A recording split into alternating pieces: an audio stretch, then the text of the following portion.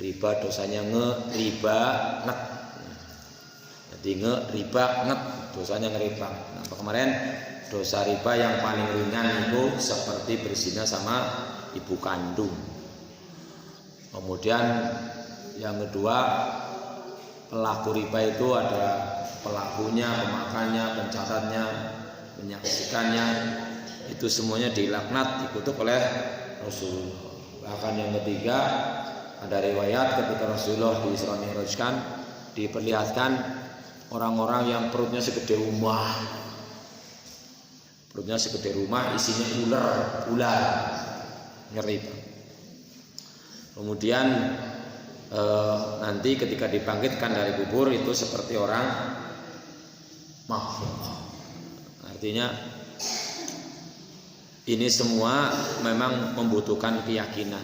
Makanya ayatnya berbunyi, ya ayyuhalladzina amanu taqullaha wa daru ma baqiya minar riba in kuntum mu'minin. Wahai wong sing beriman, anggar panjenengan beriman, tinggalkan riba sing wis dilakoni. Maksudnya aja dibaleni maning, sebab paman ada barang siapa sing mengulangi maning pada kalau nantang perang sama Allah Subhanahu wa taala. Memang ini bukan di dunia gampangannya. Artinya butuh keyakinan, butuh kepercayaan, butuh keimanan. Karena sering disampaikan bahwa di dunia wong sing dosane akeh karo wong sing dosane sithik kadang-kadang kaya nu kepenak orang yang dosanya banyak hidupnya. Jadi kita jangan sampai terpikir jeneng kaya ora soleh ya uripe kepenak. Enggak, karena kita meyakini hidup ini ada ujungnya bukan sekedar di dunia tapi sampai di akhirat. Ya memang yang terbaik di dunianya kepenak, akhiratnya juga kepenak. Tapi yang paling celak nang dunia wis sengsara, di akhirat lebih sengsara lagi. Dan untuk memperdalam masalah kaitannya dengan riba, dengan bisa ikut menonton di YouTube kajian-kajian ustaz-ustaz yang lebih mumpuni, lebih banyak ilmunya, sampai terperinci. Misalnya yang umum di kita kan pertama masalah apa itu menggade sawah ya. Kira-kira menurut panjenengan menggade sawah, jadi sing duwe sawah di utangi duit lah gitu ya. Gimana? Dipinjemi uang terus sawah digarap nang sing awe duit. Itu riba bukan? Ini ada hadis dalam kitab Bulughul Maram disebutkan kullu qardin jara manfaatan fahuwa riba.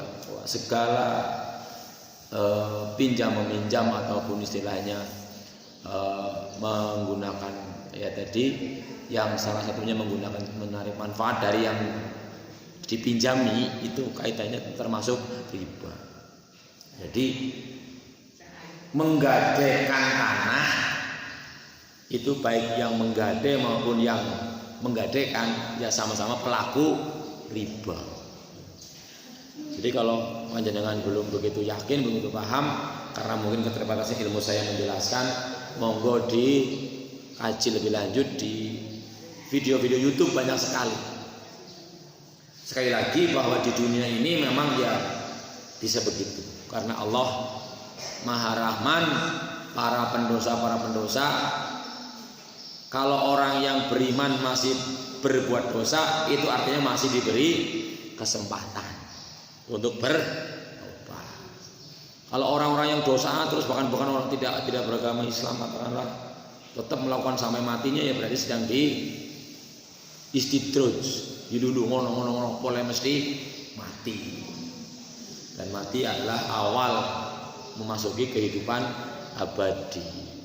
Maka ya kita hanya bisa mudah-mudahan Allah berikan bantuan, kita berusaha terus untuk terbebas dari dosa-dosa, wabil khusus yang kita bahas dosa tentang riba. Prinsipnya sing wis ya wis, aja maning-maning bahasanya begitu. Tapi yang sampai sekarang bahwa yang namanya utang piutang atau pinjam meminjam ataupun sewa dan sebagainya atau gade atau sewa tidak termasuk riba.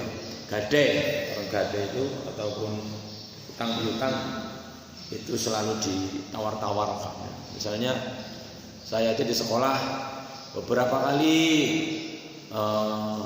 pihak yang pengelola keuangan itu duitnya jane, duitnya mau pirang-pirang nang bank ngene pihak bank.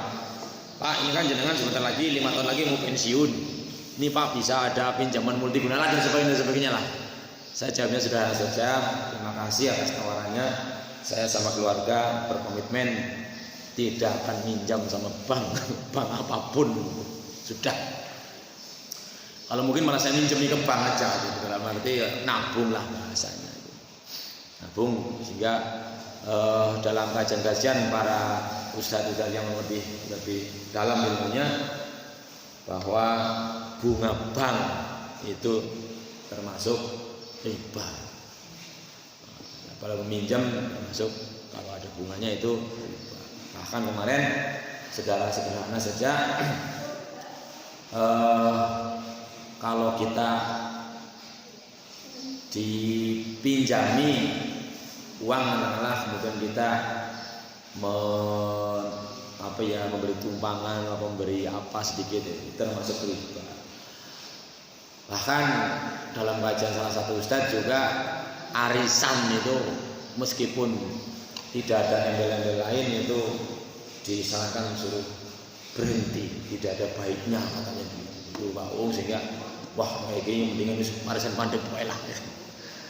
Tapi menurut saya kalau tidak ada embel-embel, kalau embel-embelnya singulih kudu metokakan apa itu termasuk riba. Tapi kalau misalnya hanya arisan singulih berarti utang, kamu ya. Singurung-ulih berarti nabung, gitu aja, nggak ada embel-embel apa-apa, kalau nggak termasuk riba. Maka bagi siapa saja yang arisannya menggunakan seperti itu, atau misalnya yang arisan mengeluarkan senet, itu termasuk kategori riba. Artinya kita hati-hati. Yang sudah, bahkan wis kadung ya mandek. Kalau kita misalnya meminjami yang katakanlah di koperasi simpan pinjam atau di Baitul Mal Tamwil BMT atau di bank, wis kadungnya gue yang mandek bae sing hak yang berhak untuk diambil tinggal sisa pokoknya. Jasanya bunganya sudah harus dihentikan, haram sudah. Ini gula. Nah, ini yang kebanyakan kita masih menganggap sepele. Ya saya juga mungkin belum bisa melaksanakan 100%. Maka mereka yang masih seperti itu biasanya beralasan, lah orang kaya gue untungnya kangendi gitu. Selalu berpikirnya begitu. Padahal solusi dari riba adalah jual beli. Jadi modelnya kemarin sudah dicontohkan, kalau orang membutuhkan uang kepada orang yang punya uang, entah itu lembaga atau perorangan, ditanya dulu untuk apa. Kalau untuk beli barang ya pihak yang punya uang membelikan barang, kemudian barang ini dijual kepada orang yang butuh uang tadi. Itu dipateni kan, atau karena dicicil ya jadi pateni itu wajar, jual beli ada untungnya. Nah kalau kebutuhan yang membutuhkan uang itu bukan untuk itu, tapi misalnya untuk punya utang atau apa, nah, prinsipnya pokoknya aja ngutangi tapi nganaki lah. Ya silakan aja dibelikan emas. Misalnya yang punya uang, wis nyong orang ngutangi duit menjenengan, kok jadi angel dan sebagainya, ya dia jenengan tak utangi, tak udah utangi, jenengan tak kon tuku emas tapi nyicil, dia masek. Dan nanti yang butuh uang lalu dijual lagi, ya rugi Pak, rugi ya. Kalau hari ini beli emas 1 gramnya 500.000 baru diterima terus dijual lagi, rugi nggak yang dapat emas itu tadi? Rugi ya, karena toko emas mesti begitu. Tapi ruginya nggak seberapa daripada rugi di kubur dan di akhirat. Mestinya begitu berpikirnya, kan nggak seberapa ruginya daripada kita misalnya menerima uang terus mengembalikannya dengan ada tambahan yang riba tadi, kan dosanya besar banget. Nah, itu kalau yang memang dia membutuhkan uang. Nah, kalau kaitannya dengan memang utang piutang, bener-bener utang piutang itu meskipun berapa lama nyaurnya, katakanlah janjinya akan berapa lama, itu tetap tidak boleh ada manfaat lain selain tolong menolong. Gitu. Maka kalau nggak mau nolong ya jangan utang, jangan ngutangi, bahasanya begitu. Kalau misalnya ingin mengharapkan keuntungan. Nah, ayat selanjutnya akan bicara masalah hutang piutang, dan ini ayat yang cukup pun disebut paling panjang. Ayat paling panjang, monggo dibuka surat Al-Baqarah 282. 282 cukup panjang ini. Ampun kepanggih. Nek sampun monggo kita sareng-sareng. Niki mangke niki Mbak Umsen. Mas jam itu rampung loh ya. Yang kok jajal ajeng kondangan teng Purwokerto terus ini. Al-Baqarah 282. Pun panggih. Ya ayyuhalladzina amanu. Terus wonten tiyang sing ustaz sing menyatakan Islam wong Islam tok ora ana Al-Qur'an sing nyata Islam wa ya wal muslimun qad aflahal muslimun sing wong Islam mesti sukses. Enggak ada. Syarat pertama orang sukses itu beriman. Qad aflahal mukminun. Wong sing beriman gue sing sukses, ciri-cirinya yang pertama misalnya alladzina hum fi sholatihim khoshi'un dan seterusnya. Di antaranya anil lagwi mu'ridun dan sebagainya itu kan. Maka kaitannya berkaitan dengan hukum Allah biasanya menggunakan ya ayyuhalladzina amanu, hanya orang-orang yang memiliki keimanan yang benar yang kemudian akan bisa mengikuti petunjuk Allah Subhanahu wa taala. Hudan lil muttaqin, di antaranya adalah ciri orang yang beriman. Surat Al-Baqarah 282, monggo dibuka. A'udzu billahi minasyaitonir rajim. Monggo. Bismillahirrahmanirrahim. Ya ayyuhalladzina amanu idza tadayantum bidainin ila ajalin musamman faktubu.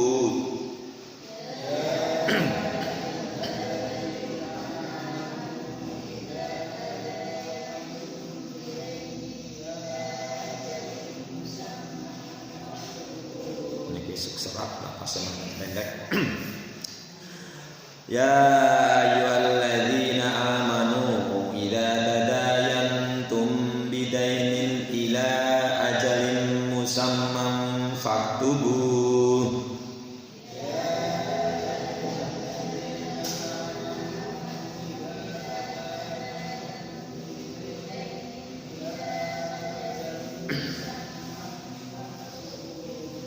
Wal yaktub bainakum katibun bil 'adl.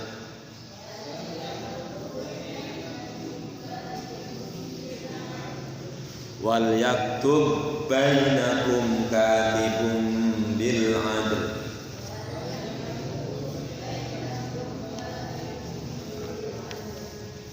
Wala ya'ba katibun ayyaktuba kama 'allamahu Allah.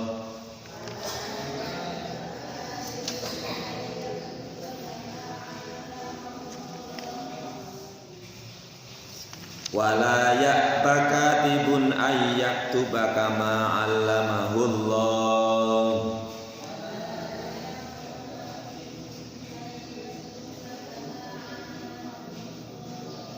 Falyaktub wal yumli lilladzi 'alaihil haqq wal yattaqillahu rabbah.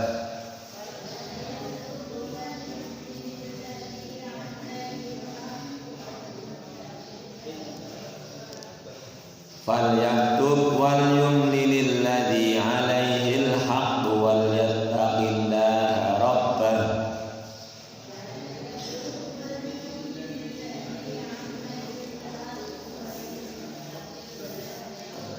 Makin iki kalau bilang falyaktub wal yumli lilladzi 'alaihil haqq wal yattaqillaha rabbah.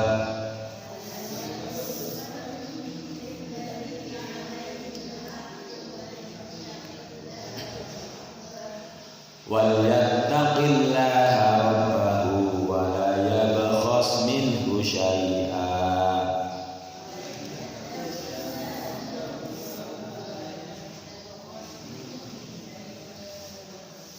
وَلْيَتَّقِ اللَّهَ رَبَّهُ وَلَا يَبْخَسْ مِنْهُ شَيْئًا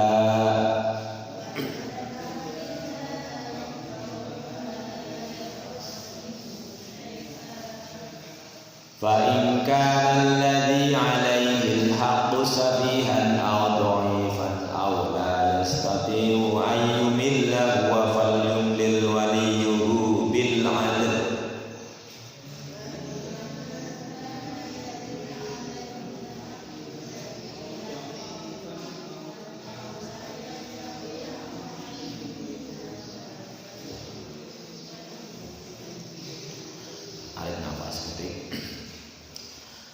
فإن كان الذي عليه الحق سفيها أو ضعيفا أو لا يستطيع أن يمل هو فليملل وليه بالعدل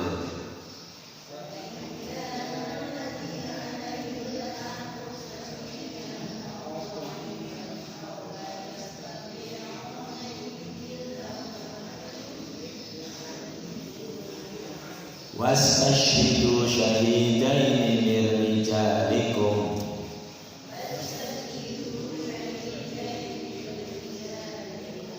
واستشهدوا شهيدين من رجالكم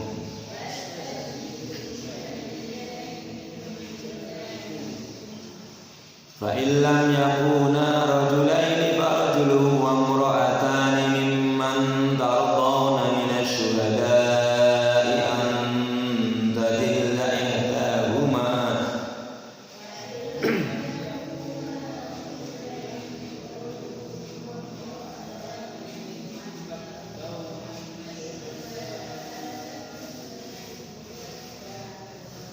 فإن لم يكونا رجلين فرجل وامرأتان ممن ترضون من الشهداء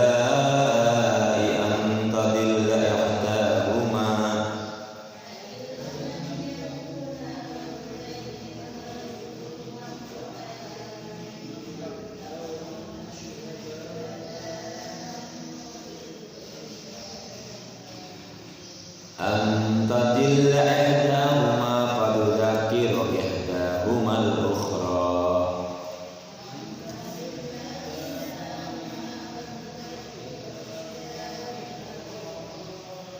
أن تضل إحداهما فتذكر إحداهما الأخرى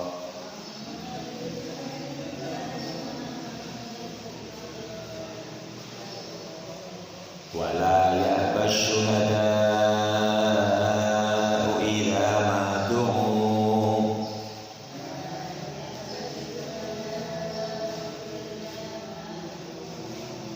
ولا يأبى الشهداء إذا ما دعوا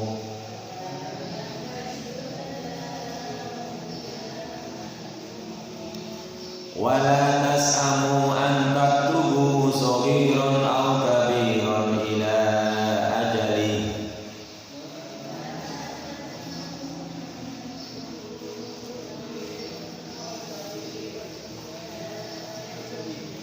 ولا تسأموا أن تكتبوه صغيرا أو كبيرا إلى أجله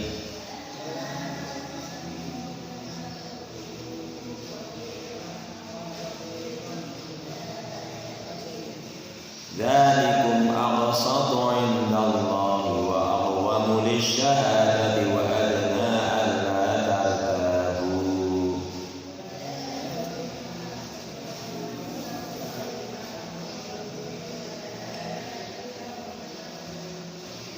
ذلكم أقسط عند الله وأقوم للشهادة وأدنى ألا ترتابوا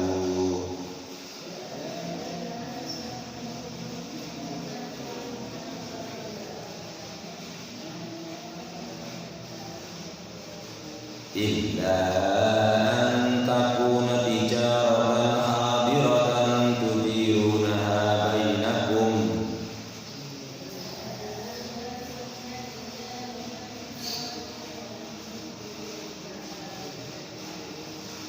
illa an takuna tijaratan hadiratan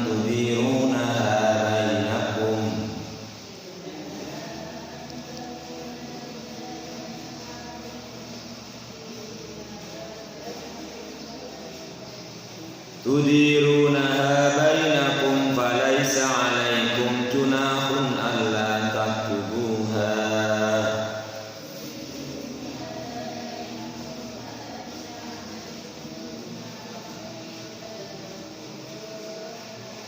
tudirunaha bainakum falaysa 'alaikum junahun alla taktubuha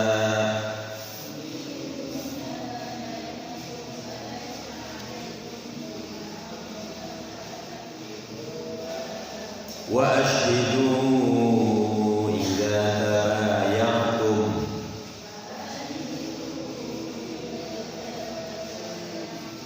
wa ashhidu idza tabayatum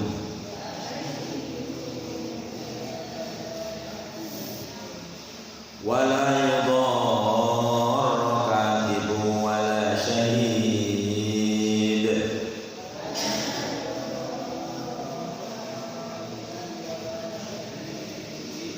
wala yudarra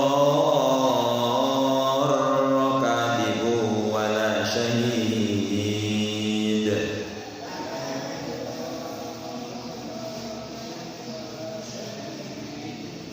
wa in taf'alu fa innahu fusuqun bikum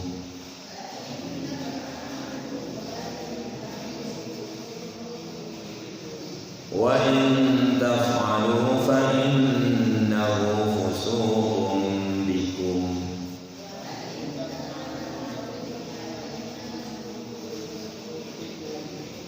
wattaqullaha wa yu'allimukumullah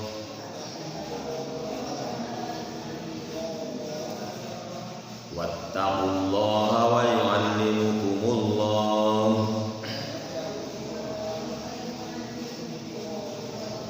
wallahu bikulli syai'in alim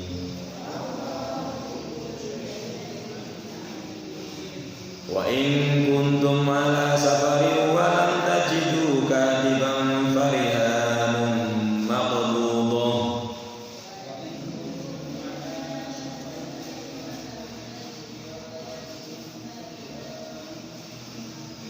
wa in kuntum ala safarin wa lam tajidu katiban farihanun maqbudah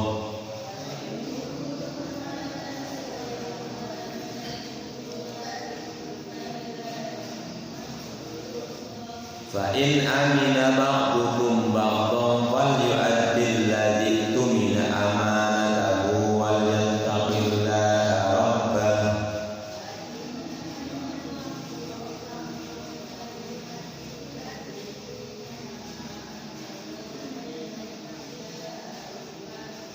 fa in amina ba'dukum ba'dan falyu'addi alladhi tumina amanatahu wal yattaqillaha rabbah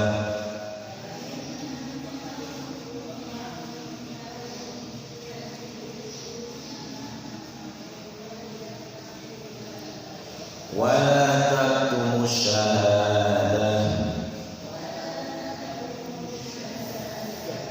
wa la taktumu syahadah wa man yaktumha fa innahu athimun qalbuh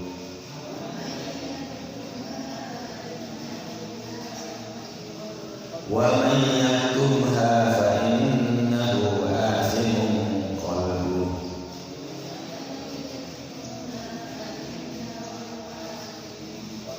wallahu bima ta'maluna alim sadaqallahul azim. Di dua ayat ini yang satu panjang sekali itu membahas tentang utang piutang dalam Islam. Asbabun nuzul dari ayat ini adalah bahwa pada waktu Rasulullah Rasulullah SAW datang ke Madinah pertama kali, itu orang-orang Madinah penduduk asli sudah biasa menyewakan kebunnya dalam waktu 1 atau 2, 3 tahun. Oleh sebab itu Rasulullah bersabda, barang siapa menyewakan atau mengutangkan sesuatu, hendaklah dengan timbangan atau ukuran yang tertentu dan dalam jangka waktu yang tertentu pula. Sehubungan dengan itu Allah turunkan ayat 282 sebagai perintah apabila mereka utang piutang maupun muamalah dalam jangka waktu tertentu supaya ditulis dalam perjanjian dan mendatangkan saksi. Hal mana hal ini untuk menjaga terjadinya sengketa pada waktu-waktu yang akan datang. Ini kan sampai sekian, ini belum dan sebagainya. Kita kaji maknanya kalimat demi kalimat. Ya ayyuhalladzina amanu, wahai orang-orang yang beriman. Idza tadayantum, jika kalian bertransaksi utang piutang atau bermuamalah dengan utang ila ajalin musamma, sampai waktu tertentu, faktubuhu, maka catatlah. Catat. Oh, yang utang ya, apa di depan orang yang mengutangi dicatat. Wal yaktu bainakum katibun bil adl, dan hendaklah di antara kalian mencatatnya adalah orang yang adil. Yang dicatat orang yang adil, yang tidak berat sebelah, yang tidak ngeblok sana sini lah bahasa.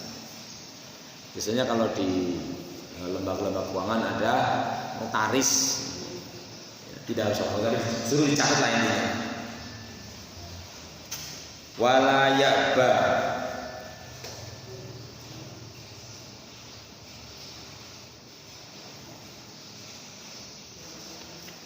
wala ya'ba katibun ayat tuba kama malamullah ay wala yamtani ahadun minal kitabah bil adl.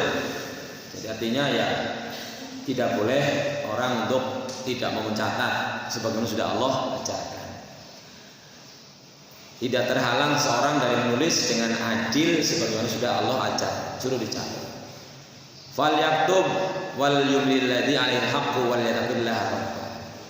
Maka hendaklah dicatat, mencatatnya orang yang berutang itu mendiktekan apa yang ditulis.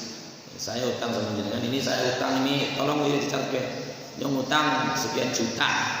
Itu didiktekan oleh orang yang utang sebagai bentuk pengakuan, atau bisa juga sebenarnya dibacakan oleh yang menuliskan, oh berarti ini jenengan utang sekian dari ini ya, didiktekan, diimlakan. Dan hendaklah dia bertakwa kepada Allah Rabbnya, dan janganlah dia mengurangi sedikit pun daripada hutangnya. Artinya ya apa adanya lah.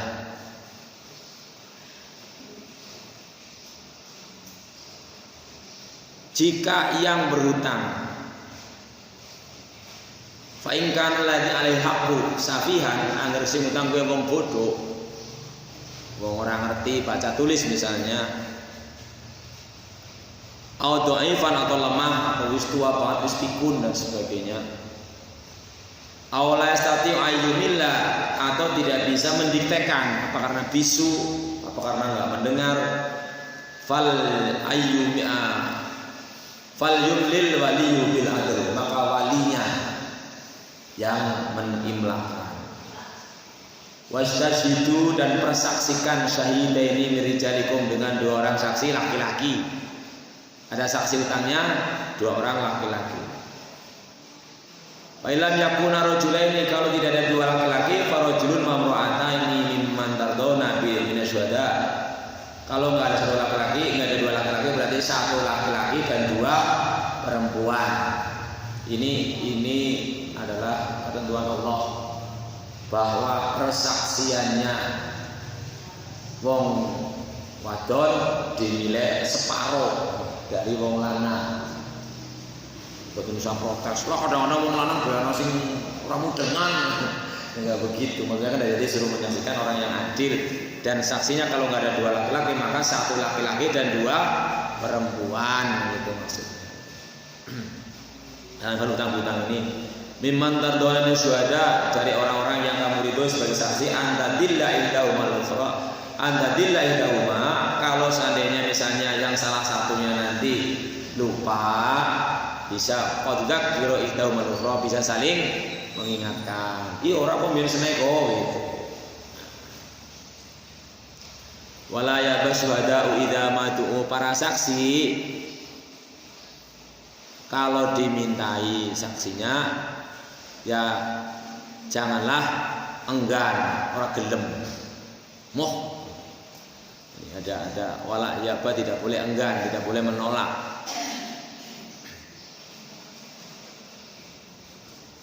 Dan jangan kamu jemu menulis hutang itu. Jangan bosan-bosan. Wala tasamu aja bosen-bosen antap tubuh kalian menulis hutang sawiron baik hutangnya gue cilik au kabiron atau gede sampai waktu yang ditentukan. Oke yang hutang sengek mengaring kae jadi yang lebih berkepentingan untuk mencatat itu yang punya hutang men aja masih nanti ditagih di akhir. Kan ada cerita ya gara-gara apa selilit apa jari ya gara-gara selilit ceritanya ada seorang ulama pak kiai bareng duren selilitkan terus nyomplel apa metil giting apa tanggane tidak belum minta halalnya sampai di akhirat terhalang untuk masuk surga sebelum dihalalkan oleh pemiliknya. Kan seperti orang mencuri atau hutang. Dihalalnya sih. Ini makanya pentingnya kita membukukan, mencatat utangnya si tiramin genah.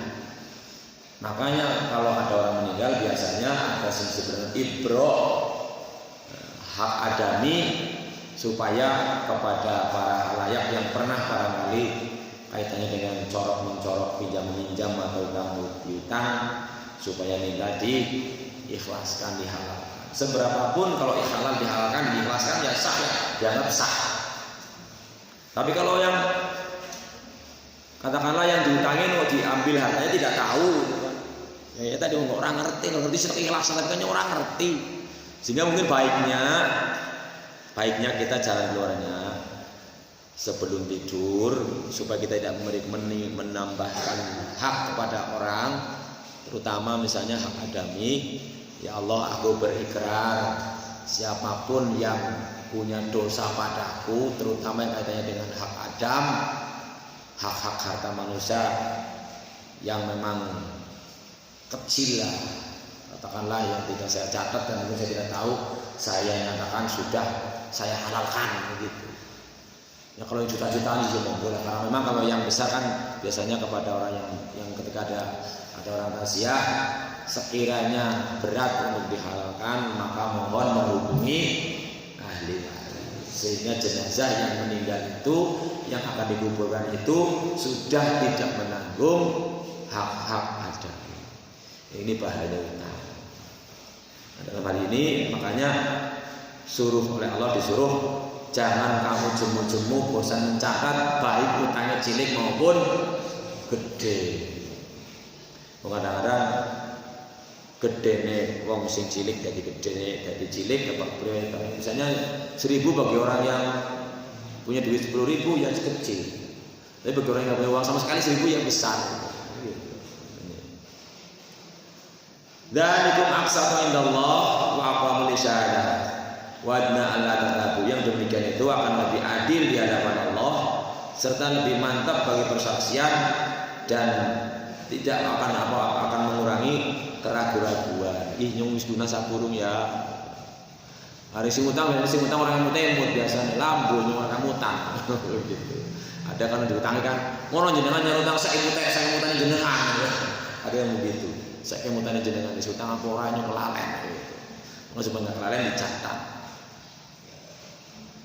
Illa an takuna tijaratan hadiratan tudirunaha bainakum fala yas'alaikum junahun alla taqwa kecuali merupakan perdagangan jual beli yang ada di situ yang dilakukan langsung Ya wah bicara apa misalnya jual beli, ini motorku tuh beli dijual dengan ya beli ya nah itu saja rampung urusannya. Enggak perlu saya telah menjual hari ini, aku telah membeli gitu. Wong duitnya wis rampung bayarannya, kecuali memang dengan tempo kan. Tapi kalau sudah cash ya dan biadin langsung serah terima ya sudah. Tidak harus dicatat. Meskipun kadang-kadang untuk kepentingan administrasi dunia ya ditulis ya ngono. Maka misalnya kayak balik nama kendaraan itu kan ada misalnya bukti pembelian. Pembelian ini ya bisa sesuai dengan apa adanya, tapi juga pihak pemerintah dalam hal ini Samsat kan sudah punya patokan kan. Kalau misalnya kendaraan tahun sekian itu istilahnya harganya ditaksir sekian gitu. Walaupun ditulis besar atau kecil ya tidak berpengaruh. Gitu. Sebenarnya gitu. Termasuk kayak tanah itu kan ada disebut dengan NJOP. Apa itu? Nilai jual objek pajak kan gitu. Jadi pajaknya oleh pemerintah dihitung dengan nilai harga jual objek itu. Sehingga meskipun kita membelinya dengan dengan misalnya akan dibalik nama dengan harga yang apa adanya ya mestinya itu tidak berpengaruh. Tapi kadang-kadang pihak pembeli ini khawatir jadi karena tukang larang dipajaki larang ya, pajak pembelian misalnya itu dianggap ya dianggap senopas ya lagu urusan dunia itu pajak pemerintah. Sebab kalau orang Islam hukum Islam kaitannya tidak ada pajak tapi zakat. Tapi kalau itu negara Islam ya ada pajak itu.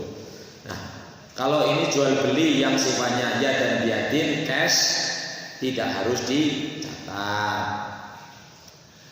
Wajibu idza tabayatum, tapi yang baik kalau jual beli ada saksinya. Jadi bene kayak ini ada kasus kan tanah sudah dijual sekian puluh tahun lalu, kemudian tiba-tiba ada sertifikat ganda. Akhirnya ternyata sertifikatnya dipakai oleh orang yang punya tanah itu tinggal nyelang maning. Nah terus selang pinjamannya macet oleh pihak yang meminjami arep disita. Gue calon ditolong jeneng jenengan harus disita nang wong. Ini kan ada seperti itu. Apalagi di Indonesia ini banyak kasus ada istilahnya mafia tanah sebutannya. Jadi kalau kemarin saya mendengar ada di YouTube ada orang punya sertifikatnya asli, kok datang orang lain bawa sertifikat lain mau menyita mengaku haknya. Orang ini didukung oleh para pemangku kekuasaan, entah itu kepolisian, kejaksaan, begitu kan. Akhirnya ketika misalnya ditanya, "Jangan kenapa nggak lapor polisi?" Lapor polisi jelas semuanya di balai anak pada poin. Nah, ini kan sudah ngeri banget. Bahkan disampaikan bahwa di Indonesia ini yang tanah yang masih dikuasai asli oleh bangsa Indonesia, oleh rakyat Indonesia itu sekitar 7%. Jadi hampir tanahnya habis dikuasai oleh katakanlah oleh orang-orang yang mungkin bukan asli orang Indonesia. Ini yang kaitannya masalah sudah ada catatan saja kadang-kadang masih seperti itu. Itu namanya tidak adil kan. Jelas-jelas ini ada sertifikat akhirnya jadi sengketa. Maka di sini pentingnya ada saksi. Oh ya benar, dulu kan saya menyaksikan waktu tanah itu dijual ke jenengan, saya ikut menyaksikan. Benar itu. Jadi sertifikat ini udah nggak berlaku mestinya karena ini yang waktu jual beli sama saya ini dijual jenengan yang beli. Akhirnya begitu kan. Ini kan dialami juga oleh keluarga Mbak Umam waktu itu oleh Mbak Susi Mas Prato bahwa tanyanya mau disita oleh bank karena dianggap kredit macet, padahal yang pinjam orang yang punya tanah yang pertama karena ada 2 sertifikat gitu. Ini kasus seperti itu banyak terjadi. Maka ini Islam sudah mengajarkan agar kita kalau ambil utang atau jual beli apalagi nilainya besar supaya ada dicatat dan ada saksi. Apalagi saksinya masih hidup bisa dimintai keterangan. Wala yudhara katibun wala syahid, dan tidak boleh wala yudhara tidak membahayakan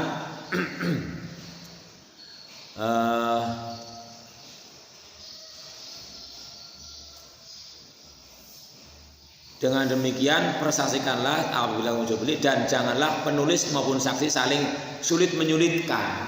Jadi baik yang menyaksikan maupun yang nyatet, jadi kemudian mengambil keuntungan misalnya, kemudian menjadi tidak adil, menjadi menyalahi yang semestinya, katakanlah berdusta atau bagaimana.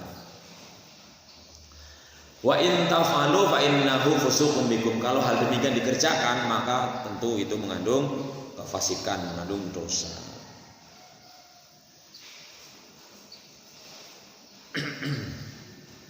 Ai in fa'altum ma nahaitum manuhitum anhu faqad fasaqtum bi khurujikum an taatillah. Jadi kalau mestinya yang nyatet ya apa adanya, yang menyaksikan juga ya sebagaimana yang disaksikan, tidak kemudian merubah. Kadang-kadang kan ada karena apalagi dalam dunia pengadilan ya, kadang-kadang orang yang salah dimenangkan gara-gara saksinya disuap. Kadang-kadang begitu kan di dunia seperti itu. Tapi kalau di akhirat ya bisa, karena alaihissallahu bi ahkamil hakimin. Makanya kita mestinya tidak tidak kemudian berani terlalu nekat di dunia, karena bagi kita dunia hanya sementara, hanya sebentar lah. Sehingga sibukkanlah kita jangan dengan masalah-masalah yang katanya akan membuat kita sibuknya sampai lupa di akhirat. Wattaqullah artinya kita supaya berhati-hati menjalankan perintah Allah dan meninggalkan larangannya. Wa yu'allimukumullah, sebagaimana Allah telah mengajarkan kita.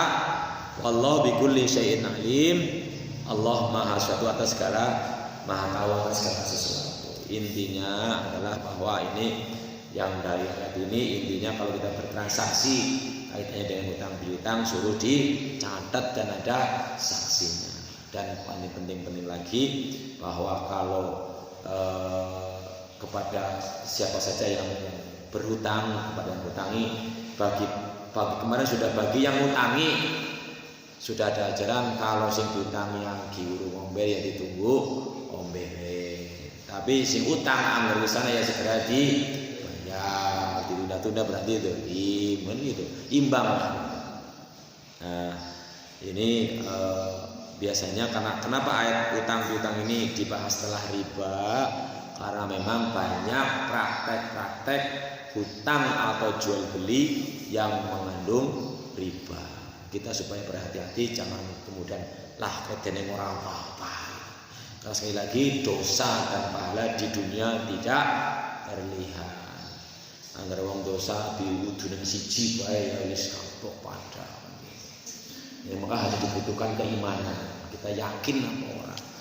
Nah, pati-pati kita beriman, mudah-mudahan keimanan kita, apalagi ayat ini tadi diawali dengan ya ayyuhalladzina amanu, wahai orang-orang yang beriman. Semoga kita termasuk orang terpanggil oleh ayat ini, sehingga kita berhati-hati baik masalah utang piutang maupun masalah transaksi, masalah muamalah lainnya, agar kita senantiasa berada dalam aturan-aturan Allah yang pasti kita harus yakin 100% bahkan lebih bahwa aturannya Allah kalau dituruti pasti manfaatnya lebih banyak. Kalau larangannya kita langgar pasti manfaatnya lebih banyak. Kira-kira seperti itu. Maka penting kita kadang ketika melakukan sesuatu kan dari orang kayak gue ya orang bisa kayak dia, itu kita kan menghukumi sendiri gitu. Padahal ayat yang mestinya menjadi salah satu pegangan, kalau kita sungguh-sungguh menempuh jalan yang Allah berikan, menempuh ajaran yang Allah hulangkan, yang Allah ajarkan, pasti Allah akan ngasih jalan-jalan yang lain, jalan-jalan yang banyak. Gak usah sampai terpikir kepengin apa ya istilahnya, ketenangan kita, ketentraman hidup kita diukur dengan hal-hal yang sifatnya duniawi. Rasanya seneng harus kayak dia, seneng kalau yang sifatnya duniawi. Mestinya kita sebagai orang beriman berpikirnya saya hidupnya merasa tenang, merasa tentram, merasa nyaman kalau bisa melaksanakan ajaran-ajaran Allah. Maka pertama kita harus berusaha memahami apa-apa ajaran Allah dan kita berusaha mengamalkannya seperti itu. Sehingga seperti contoh, karena dalam hal ya misalnya enaknya makan bukan karena makanannya yang enak, tapi karena kita didahului oleh rasa lapar. Kemudian nyamannya rumah bukan karena rumahnya yang nyaman, tapi hati kita yang nyaman, ya gitu. Kan Allah mengatakan barang siapa berpaling dari atau melupakan ajaran Allah, walaupun rumahnya gede bertingkat 10 tingkat, gedenya kayak apa, tetap akan terasa sempit. Gitu kan. Tapi sebaliknya kalau kita memang hatinya sudah berpasrah pada Allah, berjuang di hadapan Allah, meyakini bahwa ini sesuai dengan aturan Allah, ya akan muntah. Maka ketika ada pertanyaan, Mas, duitnya gue tanya rumah isi cukup apa orang? Kayak ini lah orang.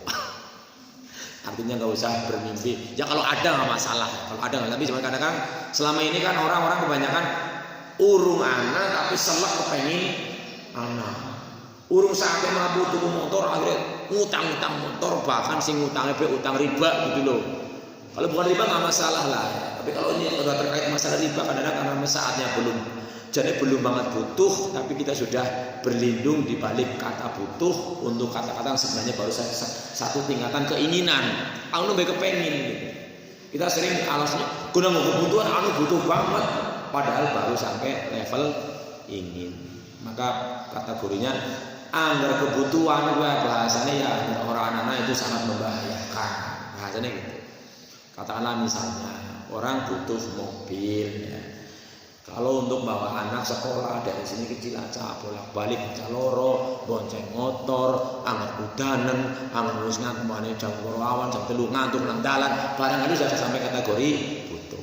Tapi butuhnya butuh mobil, bukan butuh Pajero, katakanlah seperti itu. Ini kadang-kadang butuh mobil untuk angkutan, kepenginnya udah Pajero, ya akhirnya ya seperti itu teruslah. Ini ya mudah-mudahan kita diberi hati oleh Allah sebagai hati yang cukup, hati yang qanaah, mencukupkan yang ada sambil mencari lainnya sehingga tidak terlilit kepada hutang-hutang yang tidak bisa dibayarkan. Apalagi berdalil, lah anggarnya orang utang kayak gue, orang masih gelem ngutangi. Kadang-kadang sangat-sangat mencari hal yang sangat terlalu menyederhanakan bahwa orang bisa kayak gue, orang bisa. Padahal Allah berjanji, barang siapa yang bersungguh-sungguh mujahadah itu bisa diartikan dirinya sungguh-sungguh, juga bekerja sama dengan orang-orang yang sungguh-sungguh. Itu Allah akan ngasih jalan-jalan, bukan sekedar jalan. Walladzina jahadu fina dalam subulana, diberi jalan-jalan yang lain yang baik. Ini mudah-mudahan menjadi semangat bagi kita untuk senantiasa berusaha bersungguh-sungguh menempuh jalannya Allah yang Allah ajarkan, termasuk dalam hal apa saja. Barangkali itu yang bisa saya bahas hari ini, singkat saja. Sekiranya ada jalan yang mungkin bisa ada yang boleh ditanyakan. Kalau tidak ada, ini sudah jam 7.15 dari diwanti-wanti sama Mbak Um. Jam 7 nampung loh ya. Insya Allah lah ada acara teman seangkatannya menikahkan putranya di Purwokerto, jadi kita kesana. Mudah-mudahan ada manfaatnya yang bisa disampaikan. Kurang lebihnya mohon maaf. Yang benar semata-mata dari Allah Subhanahu wa taala. Semoga kita diberikan kemantapan, keyakinan dan keimanan.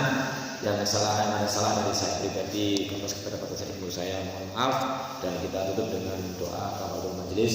Subhanakallahumma wa bihamdika asyhadu an la ilaha illa anta astaghfiruka wa atubu ilaik. Assalamualaikum warahmatullahi wabarakatuh.